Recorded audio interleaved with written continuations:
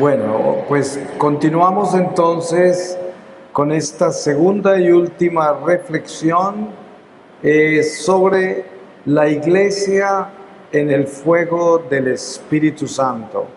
Y voy a pedirle al Señor su palabra para que en esta palabra comencemos esta reflexión. Y les leo del Evangelio según San Mateo, en el capítulo 10, desde el versículo 1, dice: misión de los 12. Y llamando a sus 12 discípulos, les dio poder sobre los espíritus inmundos para expulsarlo y para curar toda enfermedad y toda dolencia. Los nombres de los 12 apóstoles son estos: primero, Simón llamado Pedro y su hermano Andrés, Santiago el de Zebedeo, Tomás y Mateo el publicano, Santiago el de Alfeo y Tadeo, Simón el cananeo y Judas el Iscariote, el que le entregó. A estos 12 envió Jesús después de darles estas instrucciones: no tomen camino de gentiles, ni entren en ciudad de samaritanos. Diríjanse más bien a las ovejas perdidas de la casa de Israel. Al ir, proclamen que el reino de los cielos está cerca. Curen enfermos, resuciten muertos, purifiquen leprosos, expulsen demonios. Gratis lo recibieron, denlo gratis. No se procuren ustedes oro ni plata, ni cobre en sus bolsillos, ni alforja para el camino, ni 2 túnicas, ni sandalias, ni bastón, porque el obrero merece su sustento. Palabra de Dios. Pues qué mejor introducción que esa para hablar del fuego del Espíritu Santo en la iglesia. Todos nosotros vivimos hoy pues la prueba que hemos pasado con la pandemia. No todo el mundo entero se afectó con esto, pero la iglesia ha sufrido y vive sus consecuencias. Una de las consecuencias más visibles es el enfriamiento de los tibios. Ustedes saben que durante la pandemia, por unos meses, la iglesia en el mundo entero se convirtió en una iglesia virtual. Tuvimos que participar en los sacramentos de la Eucaristía por las redes sociales. Y esto duró un tiempo. Cuando ya se abrieron las iglesias y era el momento de regresar, muchísima gente no regresó y aún no han regresado. ¿Y qué sucede? Pues muy sencillo. Esa gente que no regresó eran los tibios, y durante el tiempo de la pandemia se enfriaron del todo y continuaron participando en la iglesia por internet, porque se acomodaron a eso. Eso es prueba de que no tenían el verdadero amor por los sacramentos, no tenían una relación personal con la Eucaristía, no tenían una relación personal con Jesús. Es tan sencillo como eso.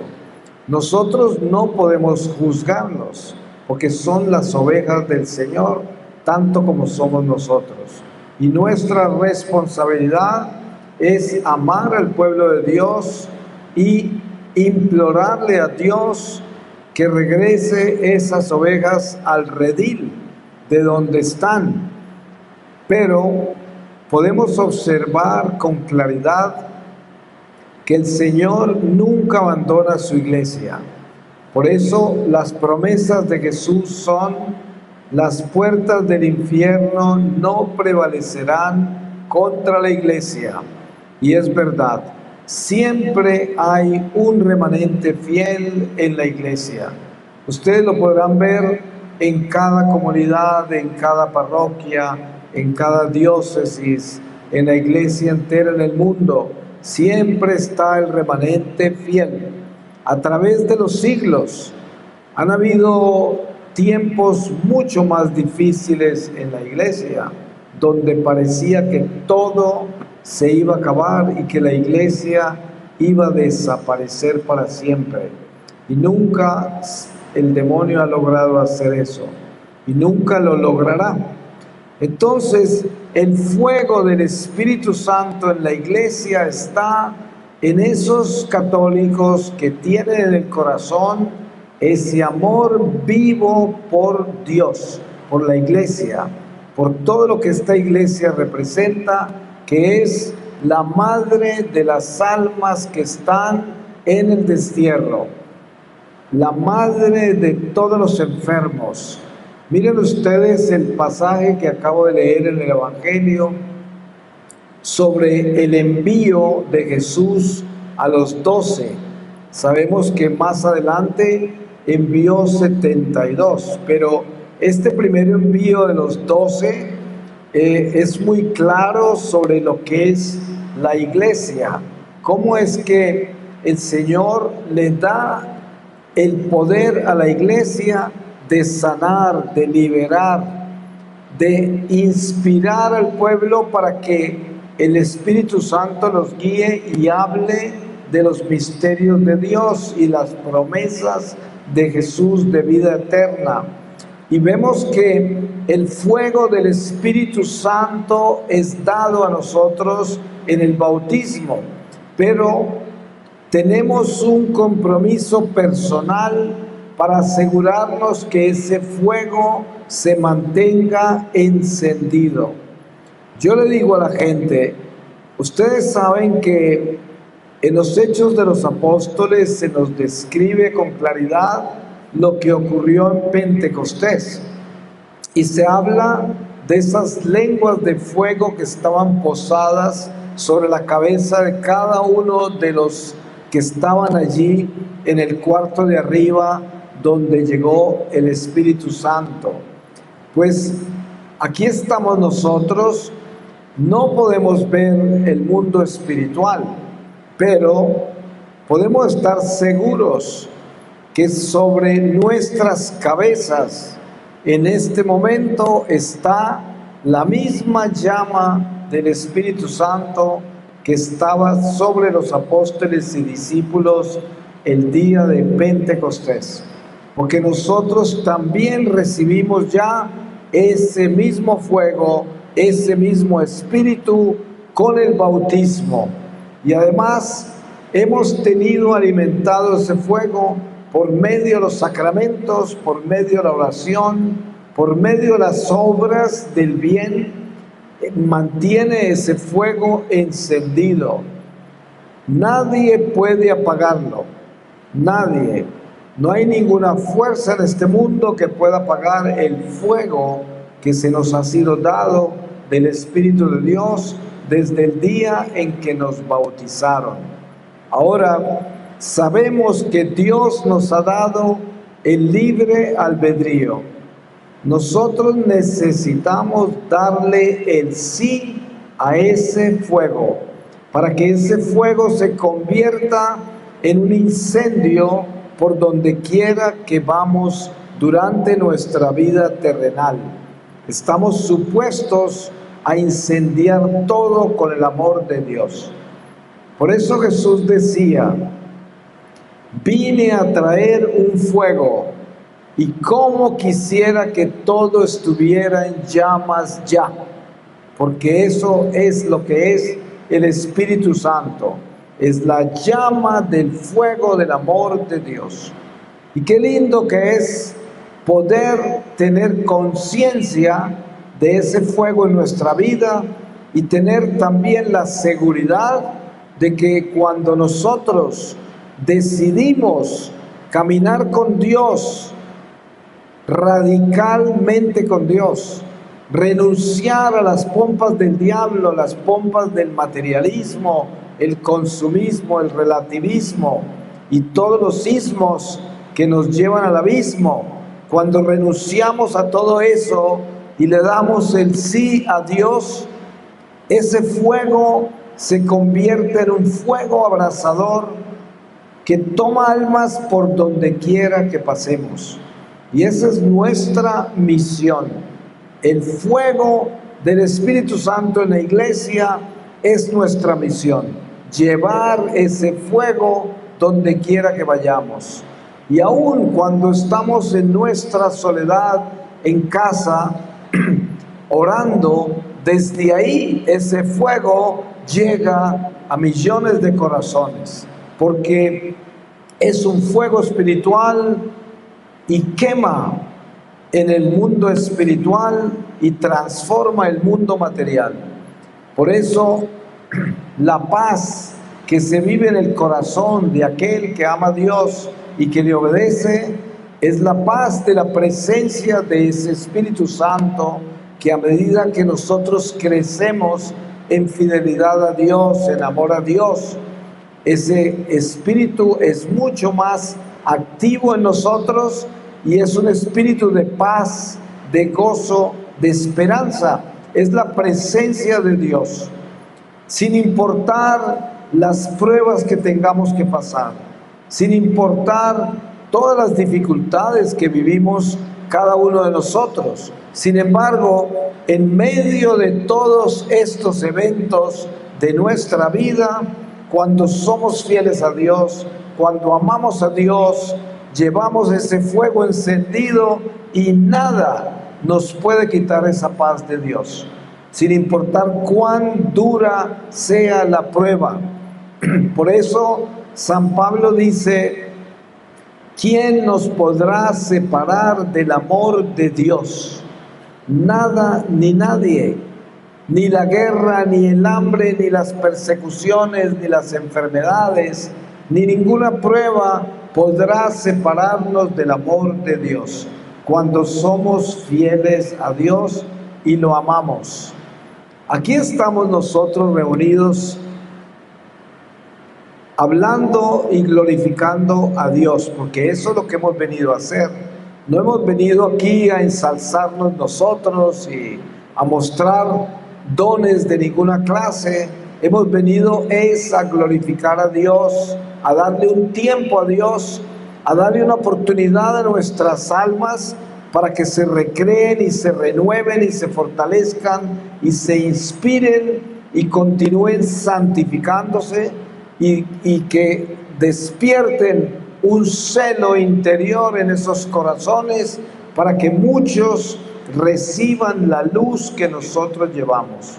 Esa luz es nuestro compromiso, porque el Señor ya nos ha dado el fuego y ese fuego tiene que convertirse en luz para todos, porque vivimos en un mundo de tinieblas.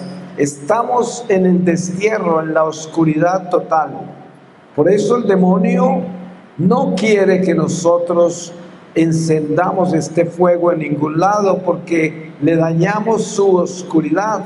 Él ama las tinieblas, es de las tinieblas y quiere que todos estén en las tinieblas. Por eso la luz es una amenaza para el demonio. Nosotros somos una amenaza para el demonio. Pero al mismo tiempo sabemos que entre más encendido esté el fuego en nosotros, más lejos están los demonios, porque ellos no se quieren quemar con ese fuego que llevamos. Ustedes se dan cuenta cuando se nos explica en la iglesia lo que es un sacramental, como el agua bendita. Cuando usted trae el agua a la iglesia, la trae como agua natural.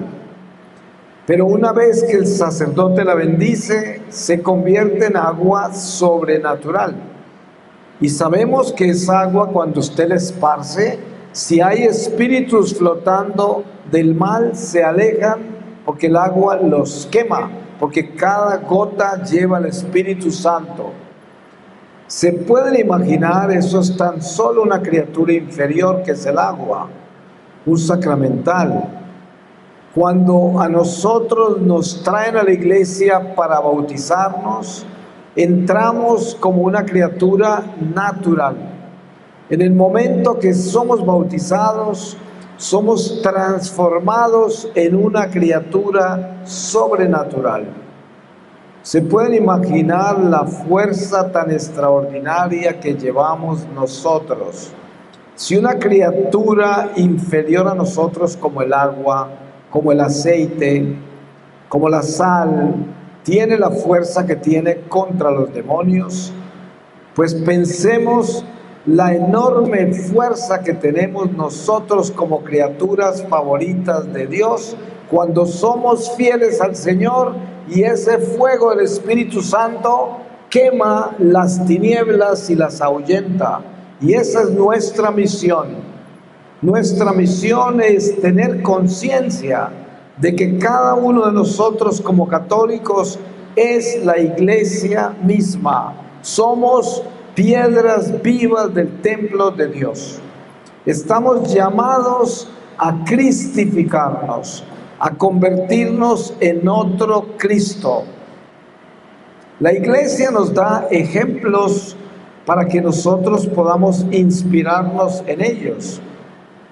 Vemos cuerpos incorruptos, como por ejemplo, uno de los más recientes es el Padre Pío, Carlos Acutis también, y hay otros cuerpos incorruptos de santos muy contemporáneos nuestros.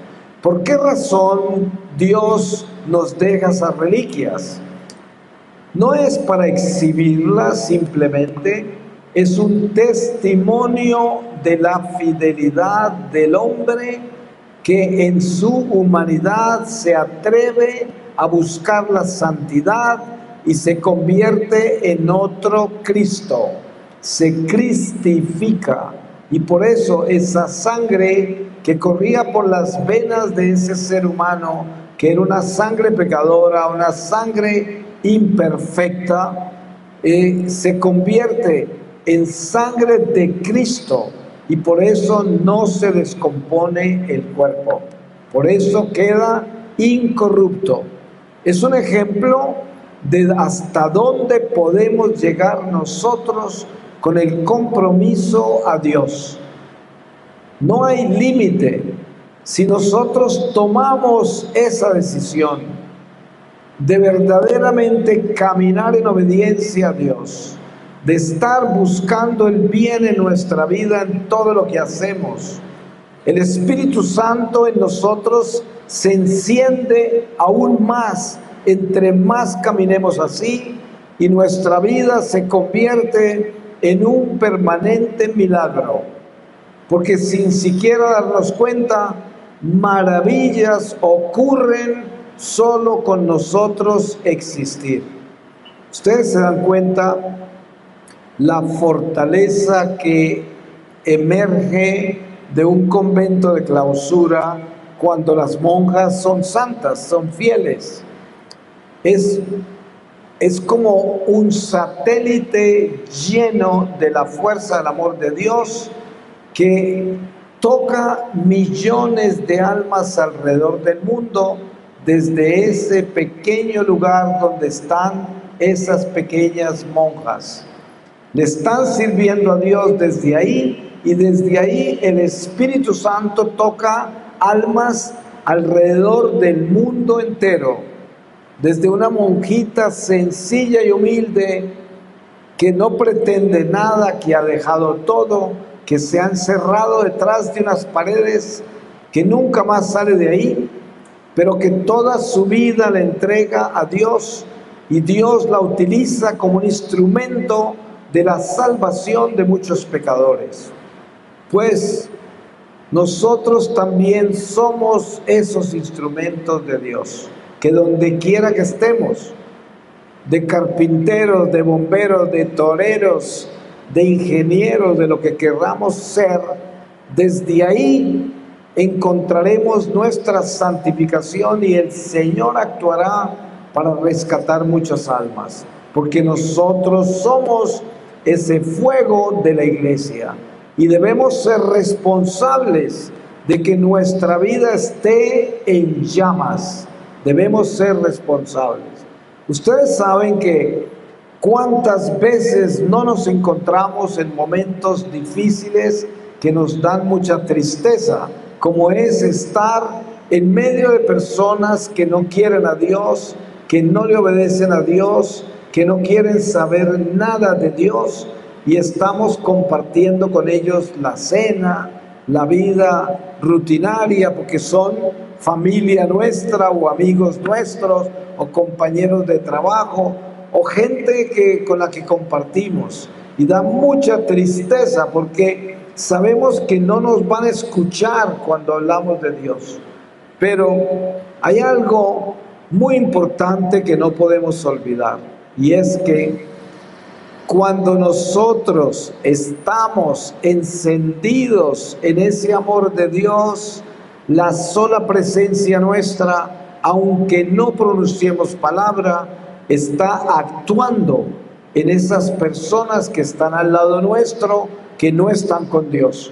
Está actuando en una forma misteriosa, mística, que nosotros no podemos explicar. Por eso, nuestro camino es estar llenos de Dios para que desde nosotros Dios haga su trabajo. Por eso San Pablo dice: Pablo sembró, Apolo regó, pero solo Dios hace crecer. Y es importante tener eso claro en nuestro corazón, que no somos nosotros los que podemos cambiar corazones, no podemos, pero sí somos nosotros los enviados para llevar la salud y las buenas nuevas del Evangelio con nuestro testimonio de vida. Mucha gente se preocupa porque los hijos se alejaron de la iglesia. Y yo les digo, miren, si a usted le importan tanto sus hijos, o su esposo, o aquellos que están al lado suyo y están lejos de Dios, entonces atrévase a hacer lo más importante para la salvación de ellos. Lo más importante para la salvación de todos aquellos que tanto le preocupan a usted es su santificación. No es lo que les va a decir, ni lo que vaya a hacer, es lo que usted es como persona de Dios, su santificación. Porque nuestra santificación será la que provee esa gracia para todos los que nos rodean y para toda la iglesia. Nuestra santificación aumenta las gracias de la iglesia. Nuestra vida de pecado disminuye las gracias de la iglesia. Por eso tenemos que estar conscientes de quiénes somos nosotros como católicos. Nuestra vida estará aumentando las gracias de la iglesia o las estará disminuyendo. Usted se puede encontrar la religiosa, el religioso, el sacerdote, el matrimonio, el laico, y la pregunta es, donde quiera que sea el estado de su vida, Dios quiere que usted sea santo. ¿Qué se gana usted con ser monja o monje o cura o laico o matrimonio si usted no es santo, si no busca la santidad? Usted se convierte en un católico inservible, a través del cual Dios no podrá hacer la obra para la cual lo creó. Simplemente se convierte en un parásito, en una vergüenza para los ángeles mismos, en la tristeza del cielo. Por eso es tan importante que nosotros tengamos conciencia de la responsabilidad tan grande que tenemos de vivir nuestra fe en el fuego del Espíritu Santo, encendidos en el amor de Dios que se manifiesta a través de un corazón que está lleno de esperanza, de gozo, de paz, sin importar lo que está sucediendo en la vida. Ustedes saben que en los momentos bien difíciles de nuestra vida, el apoyo más grande lo recibimos de aquellos que son coherentes con la fe, que tienen paz, que son fuertes y valientes, que no tienen miedo, que no se dejan llenar de dudas de ninguna clase, ni de pesimismos, y que son personas que nos apoyan con su amor, a veces con su silencio. A veces el silencio es más poderoso que las palabras en momentos difíciles. ¿Cuántas veces no ha ido usted a un funeral y no encuentra palabras para decirle a aquellos que están en duelo, pero de repente un abrazo de corazón tiene más poder que las palabras? Porque lo que llevamos es el amor, y el amor se comunica por medio del amor, y no es necesario lo que vamos a decir, aunque muchas veces necesitamos usar las palabras, claro que sí, pero lo importante es entender que la verdadera fuerza de ese fuego del amor de Dios que hay en la iglesia, en cada uno de nosotros, viene de nuestro compromiso, de nuestra fidelidad a Dios. Es muy fácil echarle la culpa al diablo por todo lo malo que pasa en nuestra vida. ¿Cuánta gente hay por ahí que es tan religiosa que todo se lo echa al diablo? Pero resulta que la verdad es que el diablo no tiene poder. El diablo tiene tan solo el poder que nosotros le damos o el permiso que Dios le da. San Pedro dice algo muy importante en una de sus cartas. Él dice: cuando sufres por culpa de tus pecados, porque robaste, mataste, hiciste algo malo, simplemente estás pagando las consecuencias de lo malo que has hecho. Pero cuando sufres por ser de Cristo, o porque Dios en su voluntad así lo quiere, pues siéntete amado por Dios y dale gracias a Dios por la prueba. Un ejemplo: antes de la pasión de Cristo sucede algo extraordinario como lección para nosotros, para que sepamos cómo se camina con Dios cuando se es fiel. Pedro era un hombre bueno y amaba a Jesús. Antes de la pasión, Jesús le dice: Pedro, Pedro, Satanás le pidió permiso al Padre para pasarte por el trillo. Y yo le pedí al Padre que no permitiera que perdieras tu fe. Cuando pases por esto, vete a darle testimonio a tus hermanos. Esta es una lección muy importante, porque Pedro pasó por esa prueba no porque estuviera en pecado ni porque hubiera hecho nada malo, solo que Satanás lo acusó ante Dios y Dios le dio permiso de que lo probara.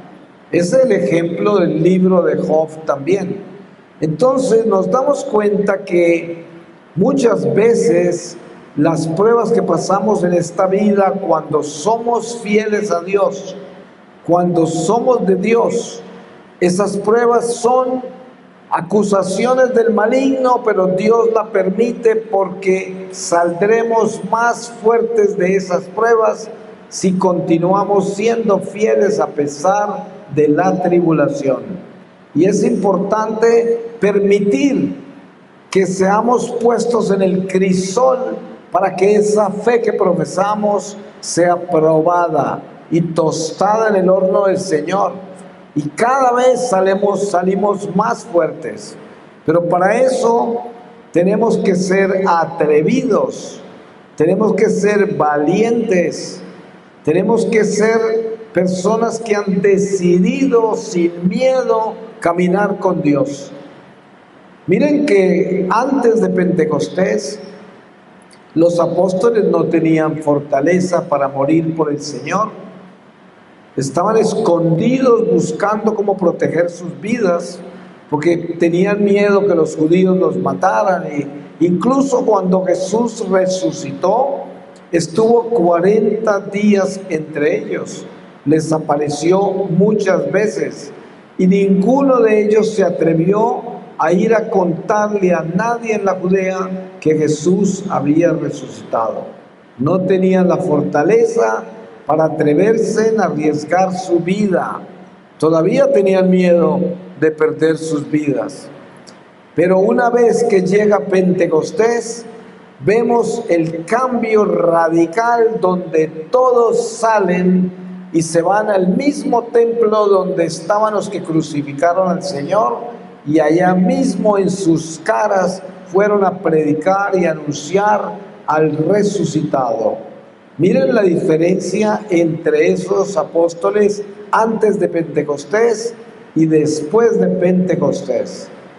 Pero esta lección es de mucho cuidado para nosotros. Por esto, porque nosotros somos los hijos de Pentecostés. Cada uno de nosotros recibió su Pentecostés. Ya nos bautizaron en el Espíritu de Dios, que fue el Espíritu que recibieron en el cuarto de arriba, todos esos que esperaban después de que el Señor los mandó a orar. Entonces, nosotros no somos aquellos antes de Pentecostés que tenían miedo de dar la vida por el Señor. Se supone que nosotros somos los apóstoles de Pentecostés, aquellos que no tienen miedo de morir por el Señor, aquellos que llevan en su corazón la iglesia viva en el fuego del Señor. Esos somos nosotros. Por eso tenemos que hacer un examen de conciencia con mucha sinceridad y atrevernos a descubrir quiénes somos. Piense usted, ¿será que usted está tan en el fuego del Espíritu Santo en su vida que si entra un ejército de hombres acá armados y le colocan una pistola sobre su cabeza y le piden negar a Cristo, ¿será que usted muere por Cristo y se atreve a no negarlo? Piénselo. ¿Será que usted tiene eso en su corazón, en sus entrañas? ¿Será que tiene ese valor de atreverse a morir por el Señor? ¿Será? ¿O será que todo lo que usted hace todavía es para salvar su vida y todo lo que hace es para protegerse usted en su pequeña vida? Hay mucha gente que es muy religiosa. Yo los llamo rezanderos. Y no porque orar sea malo, sino porque ser rezandero sí que lo es. Porque el rezandero es como el fariseo, que era súper religioso, pero no tenía amor. Y miren, mucha gente está en la iglesia porque quieren sacar provecho de la iglesia por amor propio nada más. O sea, están en la iglesia para no condenarse, para tener protección, para que el Señor les dé lo que necesiten cuando se lo piden, para todas las razones equivocadas. Porque cuando usted revise sus oraciones, piense bien esas oraciones, ¿qué tienen? ¿Qué son? ¿De qué están hechas? Porque lo primero que necesitamos entender de qué está hecho un hijo de Dios que es fiel es nuestro amor incondicional a Dios y al prójimo. Incondicional. ¿Qué quiere decir? Yo estoy en la iglesia porque amo al Señor. Lo amo. Yo oro y le pido al Señor lo que necesito, pero yo no exijo que eso se dé como yo se lo pido. Ustedes seguramente han visto gente que dice, ay, ¿por qué será que el Señor no me escucha? ¿Por qué será que el Señor no me quiere? ¿Será que esto? ¿Será que aquello? Porque tienen ese tipo de religión, una religión que no tiene amor, sino que tiene intereses mezquinos realmente, porque el fuego del amor de Dios solo se enciende con una relación íntima con el Señor donde no hay ningún interés, donde el único interés que hay es que yo amo al Señor y sé que Él me ama a mí, y eso para mí es mi gloria en el corazón. Eso me da paz, porque sé que el Señor sabe, y sabe todo, y el Señor tiene un plan perfecto para mi vida, y la voluntad de Dios es la fuerza suprema que maneja todo perfectamente, y por eso entiendo lo que Dios me pide, que es someter mi voluntad humana a su voluntad divina, para que todo se dé de acuerdo al plan que Él tiene para nuestra vida, el cual es un plan perfecto. Pero para eso necesitamos abandonarnos en Dios con sinceridad, sin mediocridades, sin intereses absurdos. Es verdad que serle fiel a Dios pues nos trae bendiciones muy grandes. No nos evita la prueba, pero sí nos asegura que Dios nos protege y que Dios se asegura que entremos a su santuario al final de esta vida si caminamos con Él, pero hay que saber caminar con Él. Dios es el verdadero amor. Precisamente el pecado original es la pérdida del amor. ¿Y qué se perdió cuando se perdió el amor por culpa de la desobediencia de nuestros primeros padres? Nada menos que la vida se perdió. Entró la muerte. ¿Por qué entró la muerte? Por la ausencia de Dios, la ausencia del amor. Entonces, ¿cuál es la lección que toda la humanidad tiene que aprender durante este destierro para que pueda volver a entrar al santuario del Señor? La lección del amor de Dios para que podamos tener vida. Porque si no tenemos el amor de Dios, no tendremos la vida que perdimos por el pecado original. No terminará, esta mortalidad se convertirá en una muerte eterna. Es demasiado importante tener eso claro, entender que Dios quiere que tengamos una conciencia extremadamente sensible a la verdad revelada en el Evangelio, que es una verdad que está siempre enfocada en la vida eterna, en la salvación eterna. En eso está enfocada. Miren ustedes toda la basura que hay en la iglesia hoy, tanta gente perdiendo el tiempo, preocupada por el fin del mundo, por el nuevo orden mundial, por la marca de la bestia, por quién sabe cuántas tonterías que no son más que una distracción, porque el mismo Evangelio con una claridad contundente dice: a cada día con su afán. Y el Señor nos pide no preocuparnos por el futuro, nos pide vivir en paz con Él y tener la seguridad de que si somos fieles a Dios, no nos tomará por sorpresa absolutamente nada. Y además, los eventos de este mundo no nos deben asustar, no nos deben angustiar y no deben ser un motivo de lectura de señales. Como dice San Pablo, los judíos buscan señales y los griegos buscan conocimiento, sabiduría, pero nosotros buscamos a un Cristo crucificado, que quiere decir, nosotros caminamos con los dolores del Señor en su cuerpo místico, porque como Él nos enseña, en nosotros se termina de completar lo que falta por completarse del cuerpo místico de Jesús, que es la iglesia. Somos instrumentos de reparación. Entonces, teniendo claro eso, nos damos cuenta lo importante que es ser íntegros, sinceros, humildes, pequeños, y no dejarnos engañar por tanta confusión que hay en la iglesia hoy. Lo más grande, lo más importante se consigue de la forma más pequeña. Por eso Jesús apareció en el pesebre de Belén, entre animales, en un lugar que seguramente no olía bien. En la forma más absurda aparece el Señor, pero la enseñanza de ese pesebre es: mi reino no es de este mundo. Y si el reino de Jesús no es de este mundo, entonces ¿dónde está nuestro reino? ¿Acaso no está con Él?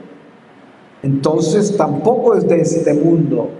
Si es así, ¿a mí qué me preocupa lo que Satanás quiere hacer con este mundo? ¿Quiere crear un nuevo orden mundial? ¿Quiere marcar la gente? ¿Quiere pues que lo haga? Es el problema del demonio. Nosotros estamos de paso, nosotros no somos de acá. Que nadie venga a engañarnos con toda esa basura, porque no se necesita. Para santificarnos necesitamos convertirnos en un pequeño católico sencillo y humilde, una persona sacramental, que es fiel, que se confiesa con frecuencia, comulga con frecuencia, tiene una relación personal con la Virgen María y entiende el poder de la oración, que es una conversación con Dios de corazón a corazón, que tiene en su corazón también el espíritu de servicio incondicional para servir en todo momento y en todo lugar sin ningún interés.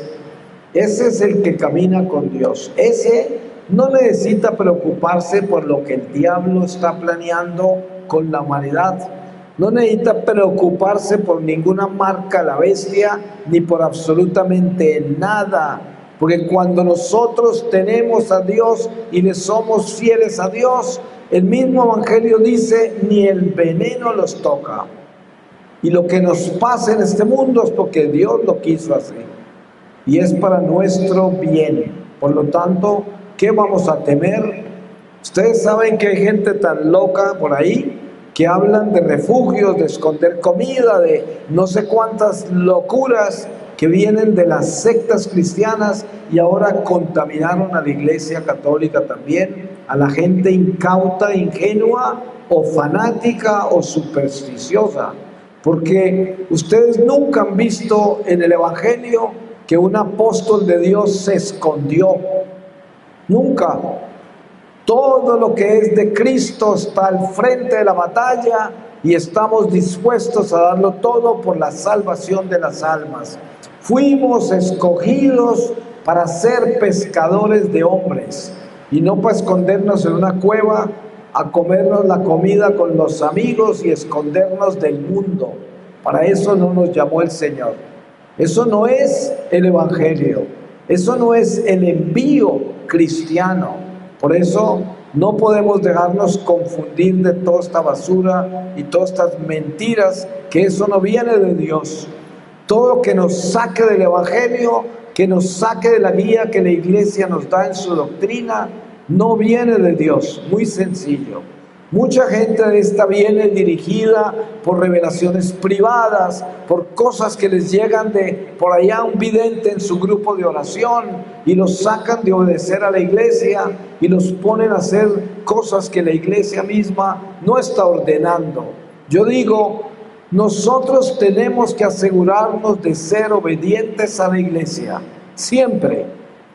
Miren, hay una disciplina litúrgica en la iglesia que nos indica desde el obispo, que es el encargado, en qué forma debemos vivir la liturgia. Y todo esto tenemos que observarlo con cuidado para que nadie nos confunda. Siempre hay algo importante que muchos santos nos han enseñado: el que obedece nunca se equivoca. Acuérdense de eso. Por eso cuando usted ve a gente persiguiendo el Papa, persiguiendo el obispo, persiguiendo el párroco, persiguiendo el matrimonio que ayuda en la iglesia, o la gente que de buena intención y buen corazón, ustedes saben que andan torcidos, porque la iglesia es humana y todos nosotros somos imperfectos y pecadores. No podemos esperar que no hayan escándalos o errores en la iglesia. Los habrán hasta el final. Por eso Jesús dejó a Judas Iscariote hasta la última cena, para que nos demos cuenta que la cizaña estará siempre enredada en la buena hierba, pero no somos nosotros los que somos llamados a quitar la cizaña de la buena hierba. Eso le corresponde a los ángeles de Dios al final de esta vida. A nosotros no somos jueces y no estamos encargados de sacar la cizaña. Eso no nos corresponde. Además, está revelado así en el Evangelio. Hay que tener claro eso, que para nosotros ser un católico fiel, tenemos que ser obedientes a la iglesia. Vendrán muchos que le dirán: ay, pero ¿cómo va a obedecer usted? Miren lo que está hablando este obispo, miren lo que dijo el Papa, miren no sé cuántas, y tratan de sacarlo de los rieles. Pues les voy a dar un ejemplo de algo que el Señor me enseñó hace un tiempo ya. Llegué a una iglesia que estaba en crisis, y hablando con algunas de las personas de la iglesia me contaron que por 15 años tuvieron a un sacerdote muy santo, y toda la iglesia estuvo en esa luna de miel de santidad, y pasaron cosas extraordinarias durante esos 15 años. Pero un día llegó el obispo y lo cambió, y hubo tremenda revolución, y marcharon hacia la oficina del obispo con banderas y todo, pidiendo que trajeran otra vez al sacerdote. Pero no, era tiempo de cambiar. Pues llegó un sacerdote bien en problemas, un sacerdote que no era santo y que tenía problemas. Entonces la mayoría de esta gente se desbandó, se fueron.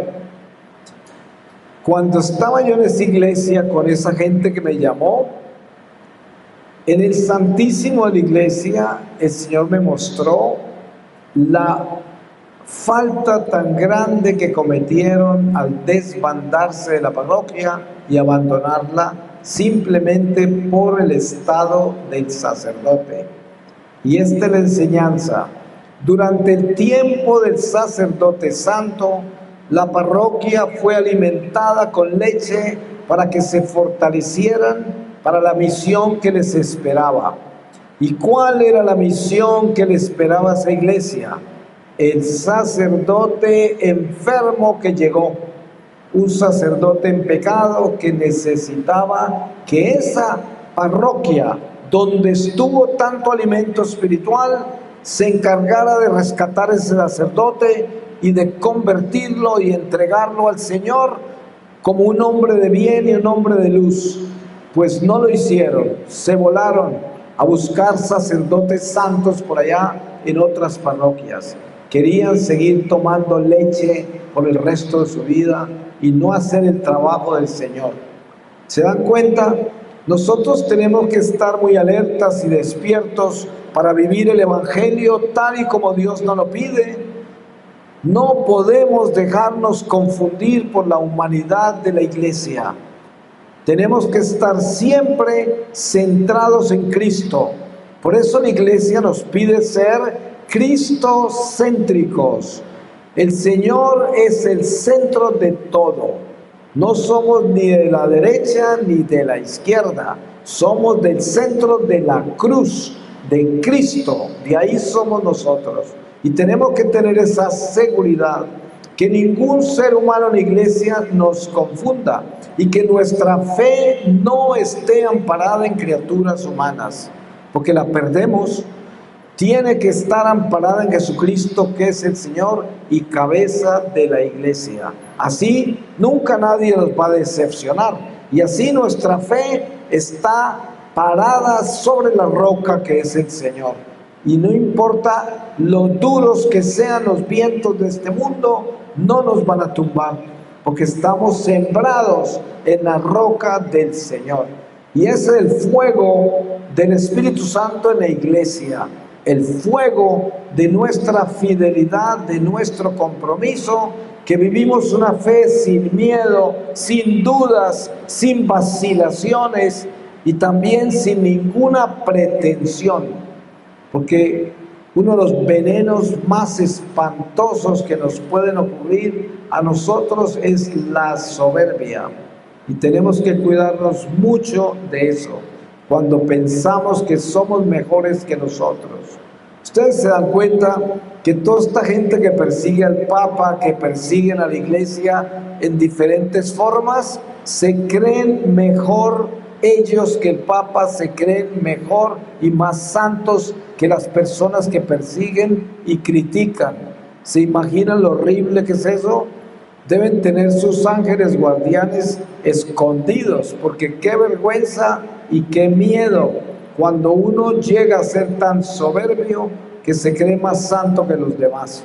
Eso es lo que pasa con tanto fanático que hay, tanto escrupuloso, tanta gente rara, llena de conspiraciones. Ustedes durante la pandemia aparecieron monstruos en la iglesia, llenos de conspiraciones raras, de cosas extrañas, y dentro de eso hay curas muy famosos, youtubers y laicos, predicadores famosos, metidos en toda esta basura y confundiendo al pueblo de Dios.